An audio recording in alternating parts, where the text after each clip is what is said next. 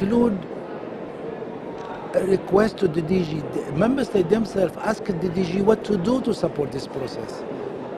And it would define in terms of supporting the member state in meeting, providing technical advice, and that even the role of the DG or of the organization was defined by the member state themselves.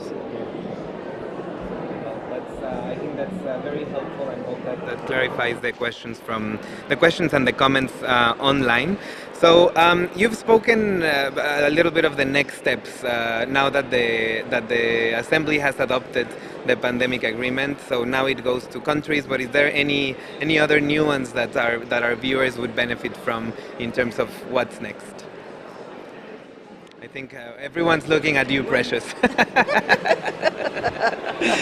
Well, I think the first thing is you'll realize that there's been a recognition that there's some work that is quite intensive that had to be undertaken, but the first step was the adoption, and which has happened. Member states have adopted the pandemic agreement, but then the other piece of work that has to unfold is that of developing an instrument that goes hand in glove with the pandemic agreement. And that instrument is established in terms of Article 12, and it is about pathogen access and benefit sharing. This is one aspect. Now, the actual coming into force of this pandemic agreement will not happen until this work on the instrument is completed. The second is that preparatory work has to happen. So before signature, because you need a threshold of countries, there must be about 60 of them that sign and say yes. Before that happens, you must do preparatory work. And preparatory work means all the procedural requirements, administrative issues need to be put together, ready, so that when the conference of party is established, must hit the ground running. Now, all of that work must unfold. Of course, there are a few other technical areas which I'll hand over to Dr. Joa to explain better. Yeah, I think I agree with Precious. Agreeing on the PAB system is a key, and after this agreement adoption in the Assembly, the signature and the ratification will start, and this is what member states agreed to do. But also they agreed also that member states themselves should start putting the element to be ready when the signature and the ratification start, they can be ready. Also, yesterday member state in the resolution they adopted, they requested the DG to start helping countries based on the request to be prepared for the ratification of the process. I think these are key elements. One element that maybe is also important to highlight here. Yesterday, member states agreed that if a pandemic happened before the entry in force of this agreement, they urged member states to implement the provision of this agreement on voluntary basis to face the pandemic. Of course, we hope that we'll not have a pandemic that soon, but I think we need always to prepare for the worst, and member states in their wisdom agreed yesterday to voluntarily implement the provision of the treaty if a pandemic happened before the entry in force. Anything? All right. Well, this is, I'm going to take this kind of closing statements from each one of you, but specifically addressing young people who are watching us today. So in a few sentences, what should the next generation hope for from this agreement success? So we can maybe start with you, Steve. I really like the question, because it really goes to what this agreement really is, which is a a promise to future generations especially to be safer.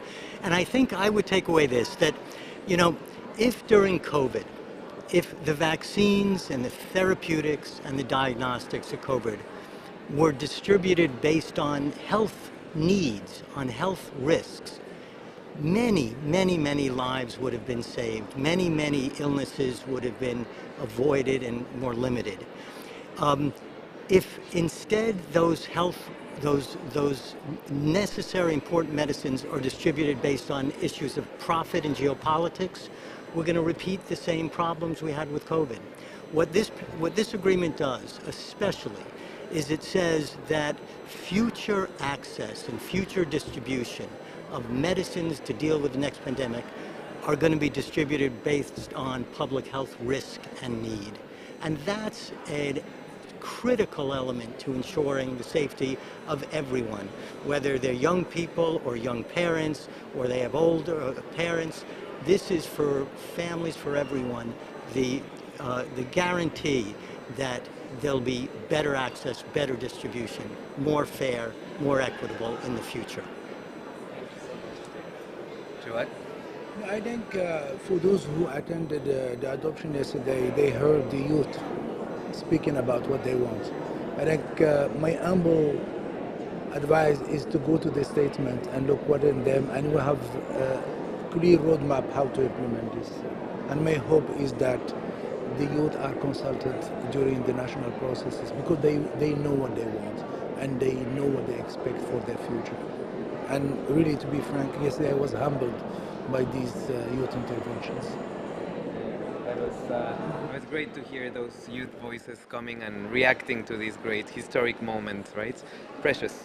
Well, this agreement is a seed that is planted for a tree that will serve as a shade for youth. They will use this. Today, it's a seed is planted. It will be a tree, it will grow, but we won't be there to enjoy the shade. It will be youth that will be enjoying the shade. So it is for that reason that it's important that they should be part of this. They should be the ones bringing the fertilizer they are the ones who water the seeds. And it's for that reason that their involvement, and I agree with